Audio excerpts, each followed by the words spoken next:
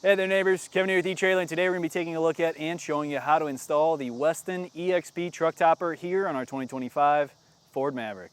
So our neighbor owns a pest control service, and he came to us today with his Maverick so that he could get a truck topper added on because he needs to house all of his chemicals and all of his tools, and he doesn't want to have to take them out of his truck every single day. So he needs something that's going to be not only tall so that he can fit all those items in the back of the truck, but also something that he can lock and make sure that no one else can get into.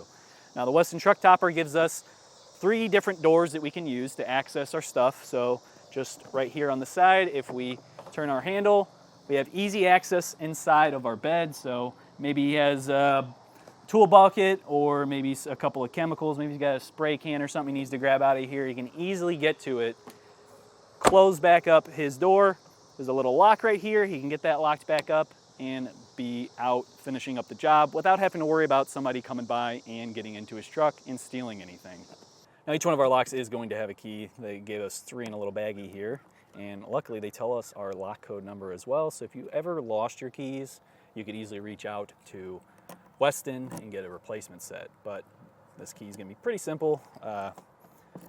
It will stay in the same position. So right now I just locked it. We'll turn to the right to lock it, turn it counterclockwise to open it back up, and we're all good to go. So the side panels are going to be that hard aluminum and composite mix, but when it comes to the back window and the front window, it is actually going to be glass, so that way you can still see through it. And it's also going to have that same latch style with the lock built into the center. The other benefit here is that this is also going to come with that third brake light, so you are still remaining street legal. Now when it comes to our door openings here, the rear one is going to be a little bit bigger than our side ones. You can kind of see this is closer to a foot, whereas that's a little bit closer to about 6 to 8 inches maybe, probably a little bit less than that. So like I said, you can kind of easily get in from the sides and grab smaller items, but if you have something bulkier, you would have to kind of drag it up to the front here. You could probably get a pump sprayer out of this opening here with just our truck topper door, but for the most part you probably are still going to have to pull down your tailgate so that way you can get those bigger items in and out of your truck.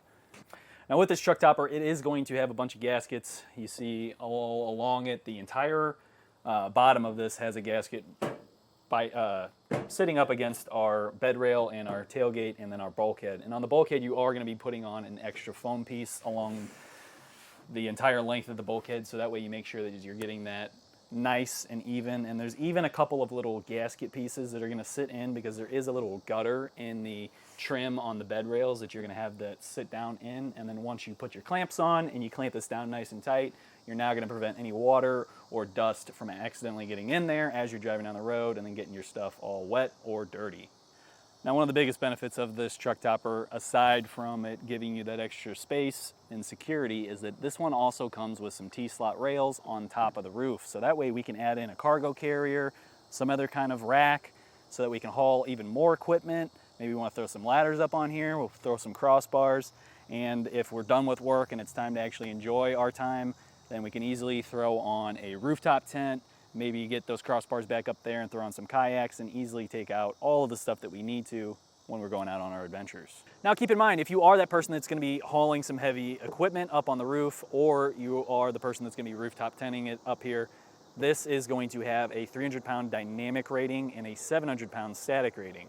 Dynamic is your moving, so if we were driving around and we had the rooftop tent on here, it's okay as long as it's within that 300 pounds.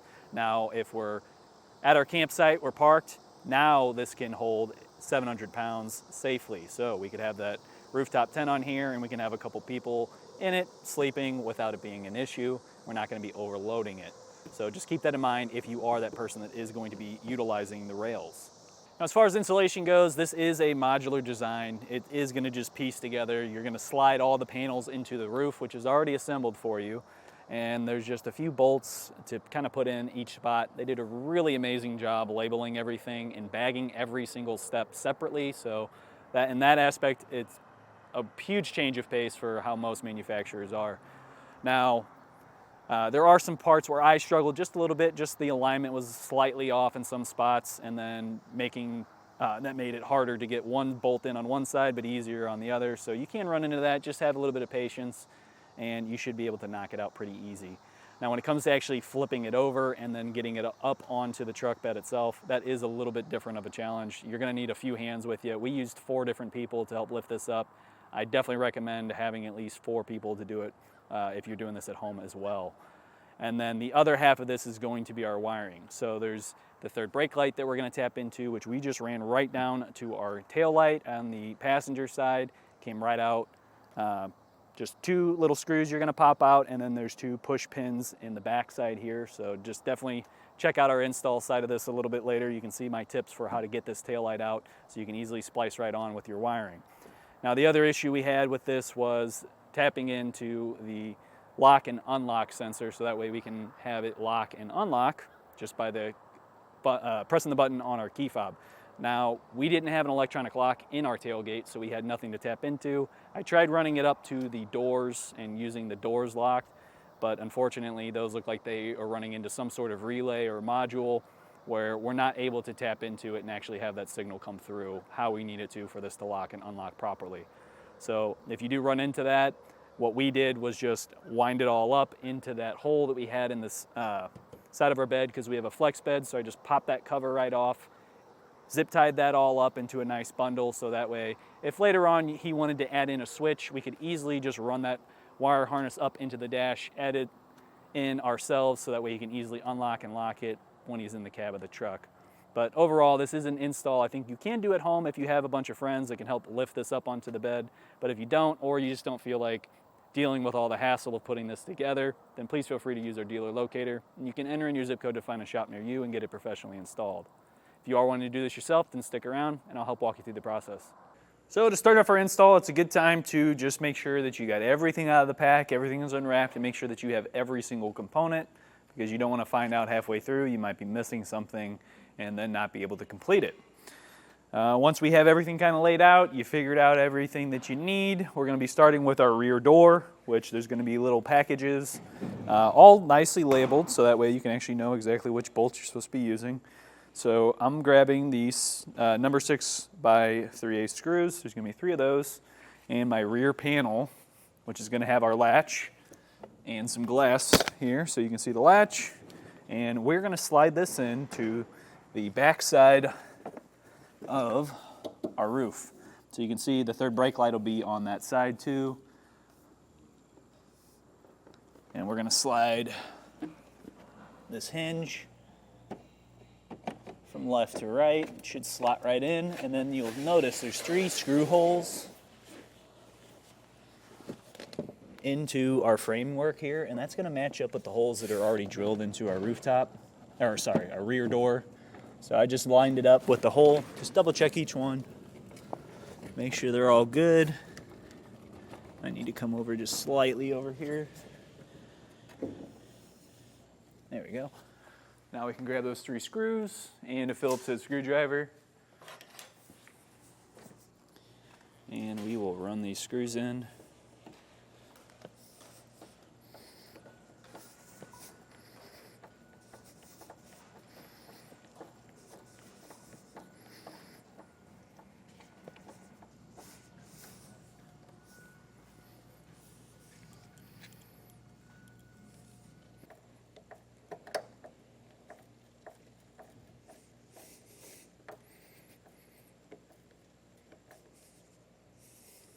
Next, we'll grab the 2 rear window side covers. It's these little rubber pieces right here. We'll have 2 of them. They're going to slot onto the ends that we just covered up where we slid in our rear panel. And then there's going to be 2 number 7 by 1/2 inch screws with a flat head on them. We're going to grab those out, and those are going to be how we secure these.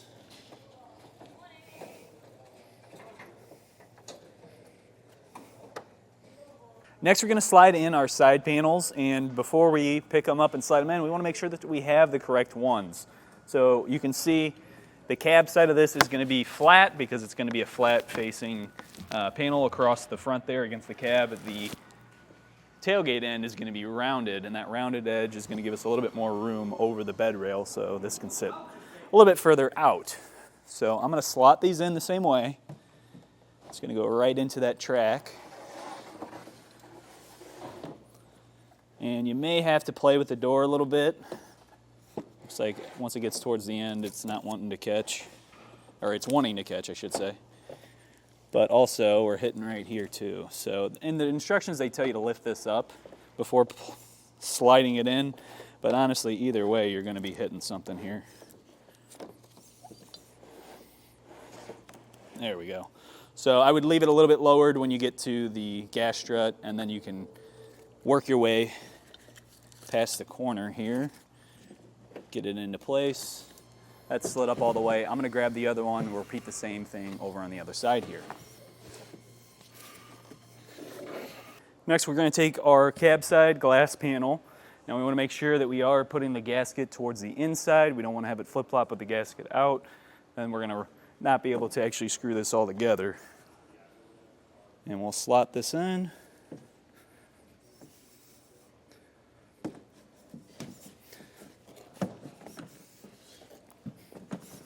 All right, starting out with that glass panel going towards our cab, we're going to have a bracket and some hardware. There's going to be 2 separate baggies, one with a pan head screw, which is going to require a 5mm hex tool, whether that's a socket version or just an actual Allen key.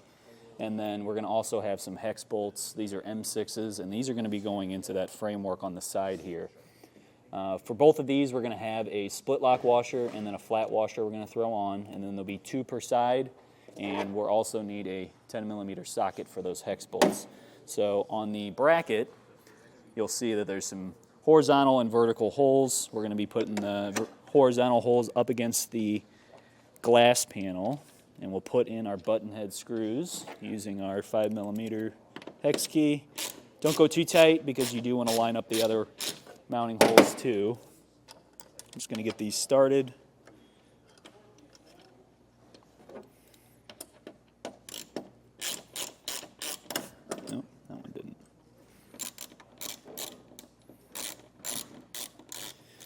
Alright, once we get each one of our bolts in, I've already got the other side in, not snug down yet.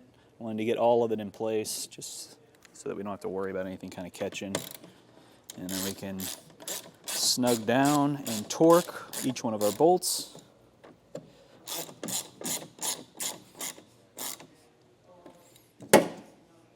I am going to need a smaller short well, or probably even just a 10mm wrench to actually tighten those down though.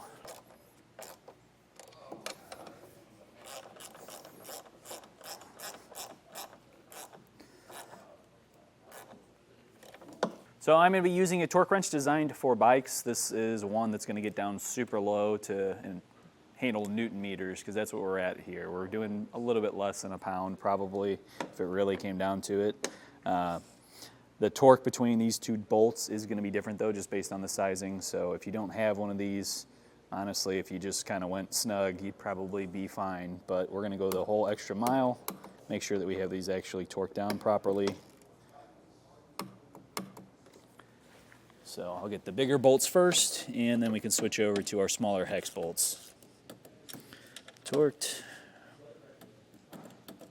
Now, while we're looking at this, we are on what would be the passenger side, but upside down, driver's side here, our left side essentially. We're looking for this grommet and this wire harness right here, and this harness inside of the little corner piece here. And we're going to be connecting these 2 together, letting that fully click in, and then we can kind of push that wire into that hole, because we're going to have a grommet that's going to live in there. Now getting that in the hole, easier said than done. Feels like something's catching in there.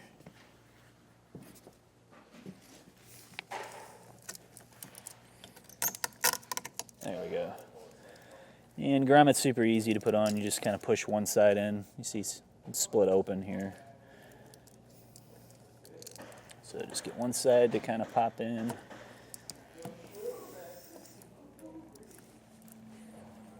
And then you can work your way around until it's fully in.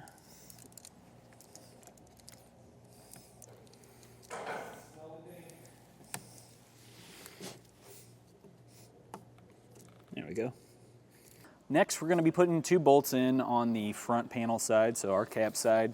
It's these 2 holes running up into our corner piece here. And these are going to be those M8 by 30, and those are going to have a split lock washer and a flat washer. Now when I did the other side, it was a little goofy just because this is angled, so it's not really the orientation you'd really expect it to run in. You'd kind of expect it to go straight up and down, but obviously it's going to go at a bit of an angle, so just make sure you're kind of keeping in mind that it's super easy to strip out these screws or the nuts that they're tying into, so definitely take your time with it. And then once you do have those in, we're going to be using a 13mm wrench, or a socket in my case.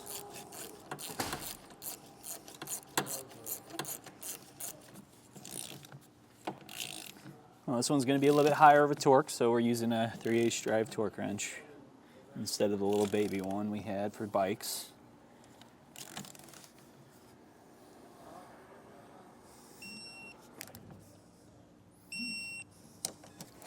So now we'll repeat the same process as we did at the front with the rear. And there's going to be 2 bolts per side, or corner, I should say. Get those started. And these are going to be a lower torque rating than the fronts were, so make sure that you are paying attention to that and torquing them properly.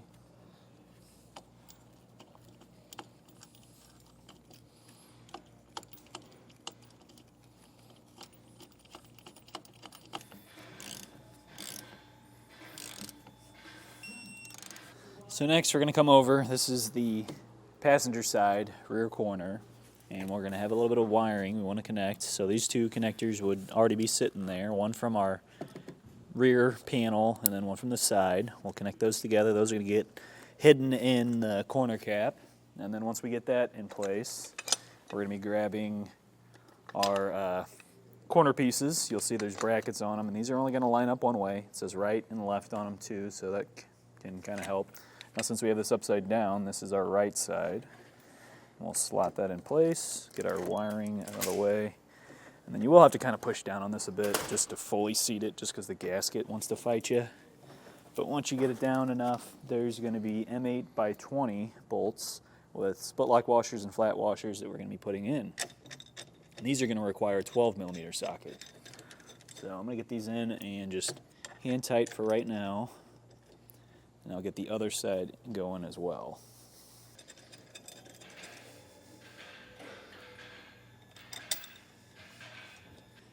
Now the next step is going to be putting in these little tiny screws, just like we did with the panel. We're going to be putting those right here and here on both of our corner pieces.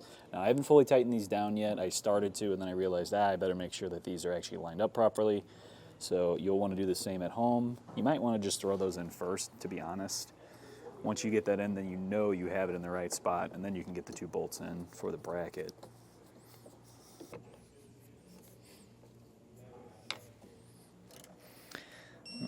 All right, we got our set screws in and our bolts in place. I'm torquing them down now.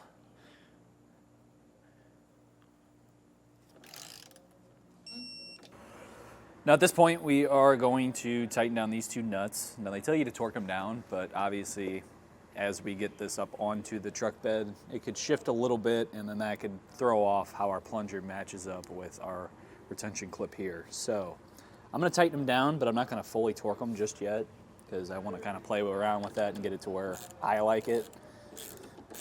So I've already kind of slid it around a little bit. What you'll want to do is just kind of hold the door up, make sure that the plunger is actually going into that clip. So here's what I'm talking about. Here's our plunger. You should be latching right in, just like so.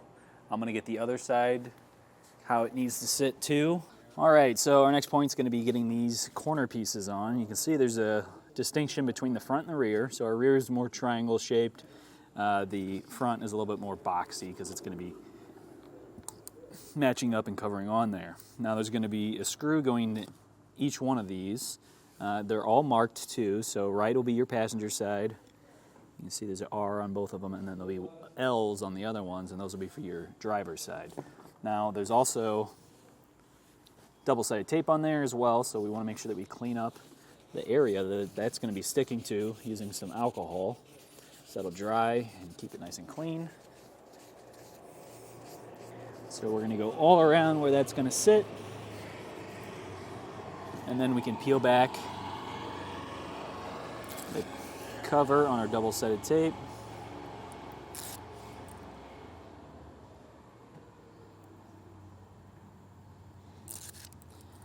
And we can get that set into place. I'm going to get the screw ready on the other side. And these are going to be pretty simple to stick on. The double-sided tape holds it really well, so it should match right up for you. Just give it a good press on the corners so that way you can get that double-sided tape to fully adhere. And then we can finish it off with our screw and flat washer.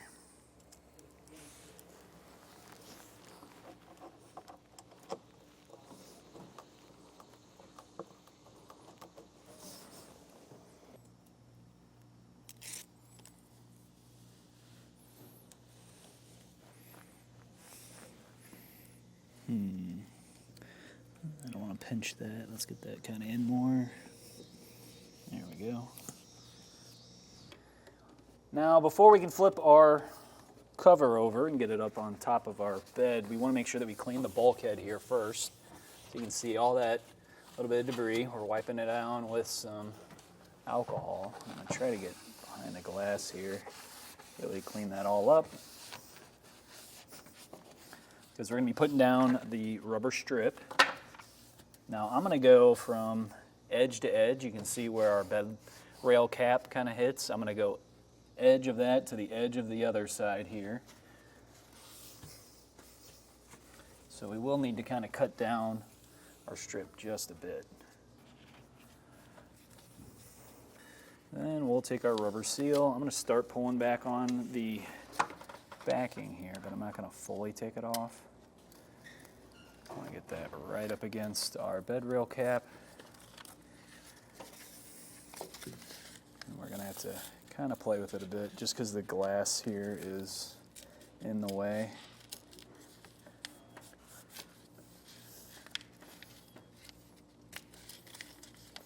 So what I might do is just kind of get that under there already, and then we can try to peel with our backing after it's on there. There we go. All right, when we get down to the end, we can come back with some scissors or a razor knife and just trim off the excess. Your kit's also going to come with a little round gasket here that we're going to be just setting on top of here. Once we sandwich on the topper, that's going to hold that in place and help prevent any water from leaking in through this little gutter here, essentially. So the instructions tell you that you need to have a minimum of 4 people to actually flip this over and then get it onto the truck bed. So we grabbed Aiden and have a couple other people here to watch. But we're going to get this on. We'll have to flip it over first. So actually, let's have, you just want to lean it my way.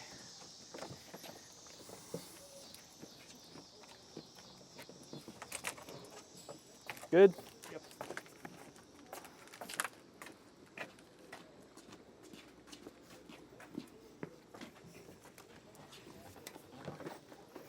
Now when you're setting this down, just make sure that you don't pinch any wiring. And then we can start to get it kind of lined all up. Pretty good. I got a little bit more overhang on my side, but it should be good. Now at this point, we're going to grab our clamps. We're going to get inside of here and we'll clamp down to our lip on our bed rail. So for our clamps, each one of these is going to be labeled. You can see we got rear, we've got middle, and we've got front. Front is going to be the ones up closest to the cab. Rear is going to be the ones closest to our tailgate. Now it's going to have 2 bolts. This one up top is going to require a 13mm socket or wrench to tighten or loosen. And the one down here is going to press against the side of our bed rail, and that is going to require a 12mm wrench for the jam nut there. So one thing I'm going to do before I even get this up is just kind of run these bolts out a bit.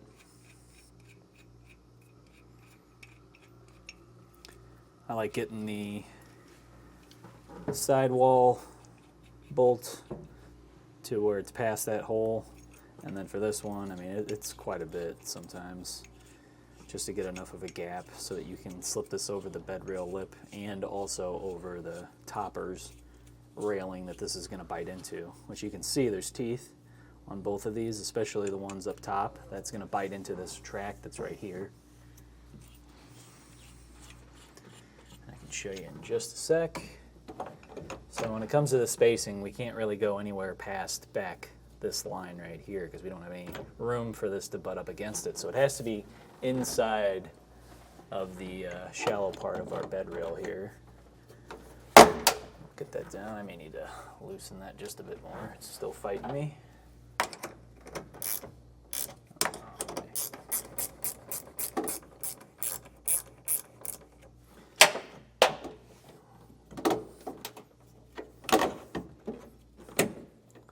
There we go. So this should be in enough to where it's catching. I feel like our bed rail lip might be a little bit bent, or maybe we're just pulled in a little bit too much. So what I'll have to do is kind of play around with our base here. Yep. So our base needed to be pushed out a little bit more. But you can see we have all teeth engaged on the top. And then on the bottom, this lower portion is going to bite up into the top of the inside of our lip here. So I'm going to start tightening that down. Once you get it in place, it's a little bit easier.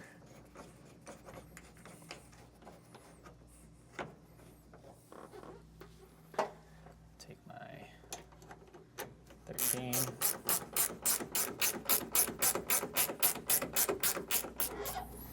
Because we want our clamps to sit vertical, we don't want them at an angle.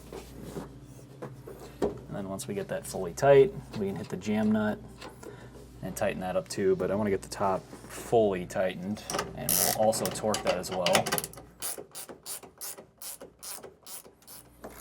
So this is another one where I'm using a specialty torque wrench because it's such a low torque rating. And we're hitting it right there. So that one's good. We've also got our front. Now in the front it goes a little bit further up, so I do have it past the bracket on here so I can get it cinched down right in the corner, and that should also help with our seal for our bulkhead because it's grabbing a little bit closer to that. And then I'm just going to split the difference for here, or you could just probably go to the center of your door latch because it should already be centered. So you can have your second one sit there. I'll need to run this out. This is a little just time consuming part of this install, but it's not really difficult.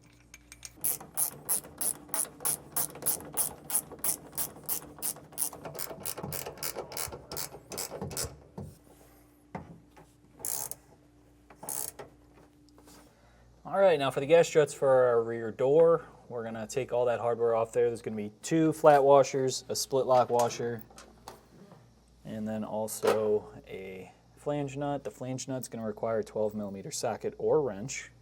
And we're gonna start off with a flat washer on our bolt. We'll have to lift up on the door a bit, pop the bolt through the hole. On the other side, we're gonna have that flat washer and split lock washer, and then our flange nut. And for this, you'll still wanna kinda hold up on that door just a bit, so if you have a second set of hands, that'll make this a lot easier. I'm gonna fully tighten this down using that 12mm socket and wrench. A little bit of a pain getting that first thread through though. Like I said, unless you got like a second set of hands to help hold up on the door, take that tension off.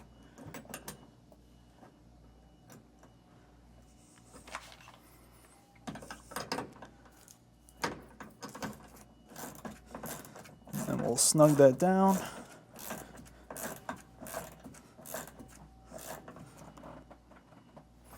Until our split lock washer is crushed, and then we'll repeat this over on the other side. All right, now is also a great time for you to adjust out the catch for your plungers on your door latch. So I did it pretty tight. If I really wanted to kind of come back and adjust that over, I would just loosen up those 2 bolts like we did prior, and then we can slide this bracket around to get it to sit nice. But my main goal here was I wanted it to be nice and vertical, so straight, even though our piece that it's sitting next to is angled, I want to make sure it's matching up nice and flat and flush with the end of our plunger here, so the plunger has something nice to grab onto. So I already kind of did that. It's pretty good. Straight wise, I feel like it's pretty tight going on as far as how wide I had it out. So now we could come inside and really check it, and I've got that almost up towards the end of the plunger on both sides. If anything, I could come maybe a little bit in more on this passenger side, but overall it's loose enough to where we're not struggling to get it out, but it's tight enough that we don't have to worry about it not maybe latching on one side when we go to close it. Now that we have the truck topper in place, it's time to get down to all of the wiring. We're going to have two different types of wiring. One is going to be for our lighting for our third brake light, and then the other one is going to be for our lock. Now you can see the one that has the connector says it's central lock, and then we're also going to have a baggie with a big harness in it that's going to have the same style connector. It says lock, unlock harness. And we are going to also have to get our lock and unlock harness through the initial grommet for the brake light, because this is going to butt up into our topper, and then the other grommet that we have with our harness is going to come in and cover this grommet that I removed over here in the wall of our bed. This is on the passenger side. And this is going to allow us to run all that wiring down so that way we can tap into the factory wiring. I'm going to pull this through the grommet.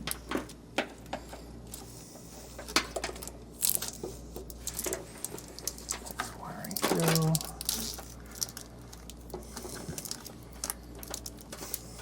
And we'll get that popped into the hole. Any excess we can tuck down into this or tuck down into the bed rail one, and that'll all be hidden. All right, to give you a little bit of a walkthrough of what I've done so far, I've taken my wiring. I had that grommet up in there. I think I talked about that already. And then we came down. So I'm going to use this rear clamp to kind of hold up our wiring, keep it tucked away. I will zip tie it too, just to really keep that nice and tight up against the wall here, because we don't want to catch that anytime we're taking stuff in and out of the bed. Now over here there was another grommet, and this is double layered. So about an inch in, there's the another hole. And that leads down in here into the side of our body here that's going to give us access to our tail light. So I ran it all the way through that and then down. I ran both wiring harnesses through our grommet, so you can see I cut it. So I just cut on the inside, so that way I wouldn't have to cut the whole grommet to get both the connectors through it, because these connectors are pretty big, so they don't really want to fit through just that small hole that they had. But I can tuck that in there and pop that in now. At this point, now we need to get our tail light off. So we're going to start by taking out these two screws right here, and those are going to require an 8mm socket. Move our way back.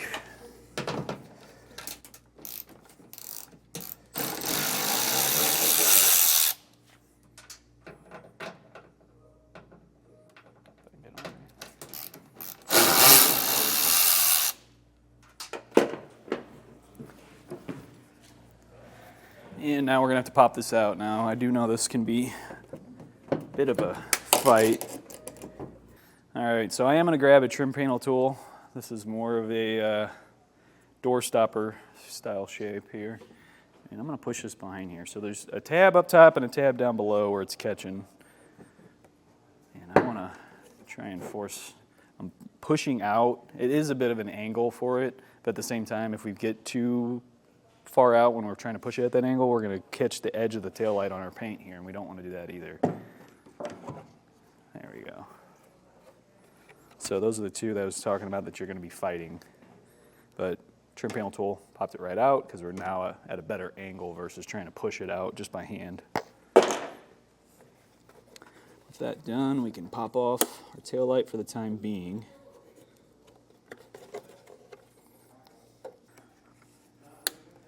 There we go. All right, so we've got the taillight out, popped off our connector. I took off the tape that's going over our wiring, and they're calling out the violet. It looks like a more of a lighter, or gray and violet is what they say. I'd say it's more purple than gray, but that wire is going to be for our brake light. So get our tester on there, which I've already tested this.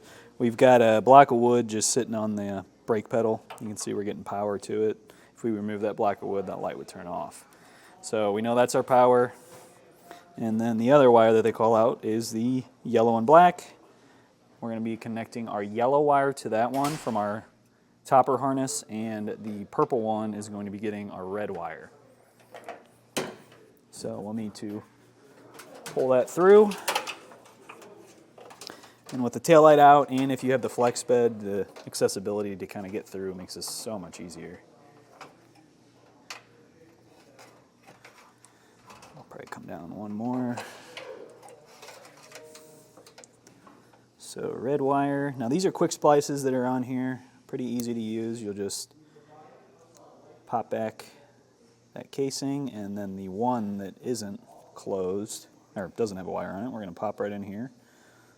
So press that in, close up our quick splice, and that'll help bite into the wire. I also kind of like just pulling it side to side so it bites in a little bit more through that casing and kind of separates the casing apart as you put it side to side, so that way it's making more contact with the wire inside of the casing. And then for our yellow wire, we're just going to do the same thing, but with that yellow and black wire on our factory side.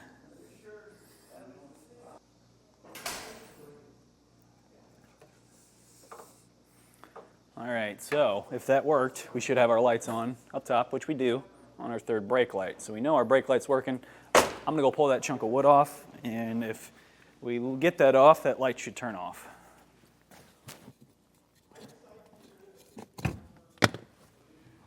So now that turned off, we know that's good. We can button this side all up, and then we'll start working on our lock and get that all tight in as well. For this, though, I would definitely use some electrical tape, rewrap that all up, get that nice and snug in there, and prevent any kind of water from getting into those wires, especially since we use quick splices. All right, I got my taillight reinstalled. I chucked the other harness down into the body of our bed rail here, and now we're going to get under the vehicle. So I'm going to actually use our lift. We'll raise this up. I'm going to drop the spare tire so that way we have more room so that we can find the wire harness that we're going to need to tap into for our lock and unlock. All right, so we did some investigating. Unfortunately, our tailgate does not lock and unlock using the key fob, so there is not an electronic lock on this. So we can't tap in at our tailgate. Instead, we are going to have to take our wire harness and run it all the way up to the front, and then we can get into the door where there's also going to be that lock wire, and we can tap into that instead. So this is going to be a little bit more challenging now, but we're going to figure it out and show you how to do it. What you want to look for if you are in the process of this is if you look up here and you see this wire on the passenger side, this is just the camera one. It's a single wire running through up into the tailgate. What you're looking for is this connector, kind of like what we saw when we took the tail lights off. There's another one similar to it right over here, but you should see more than just two wires in it. So, all right, so we did some investigating, and unfortunately we could not get to the lock-unlock signal. The only thing I could really get to was something that was only giving about 2.5 volts. And once it got past that point, once it comes from the door into the vehicle itself, signal's completely gone on that same wire, which tells me that there's probably a module or some kind of relay hidden somewhere else, and it's getting power to that first, and then that sends out that signal to the lock itself. So we have nothing that we can trust to actually tie into with this. So unfortunately, this is something we're just going to have to skip just because this isn't an automatic lock. If he, at some point in the future, wants to swap out the door lock and add in an electronic lock from Ford, then I've already bundled up all of that wire harness and stuck it inside the flex bed opening that we had in the side that I showed you earlier. I have it all zip tied up out of the way so it's nice and good. But that is going to do it for our install, since the only thing we were doing aside from an actual install on here was throwing on the wiring for our third brake light. That's going to do it for our look at and installation of the Westin EXP Truck Topper here on our 2025 Ford Maverick. My name's Kevin. If you still have some questions about what's going to be the right truck topper for your Maverick, please feel free to reach out to us via our Ask the Experts link, a comment on this video, or a phone call to our customer service department, and we'd be happy to help you out on your journey.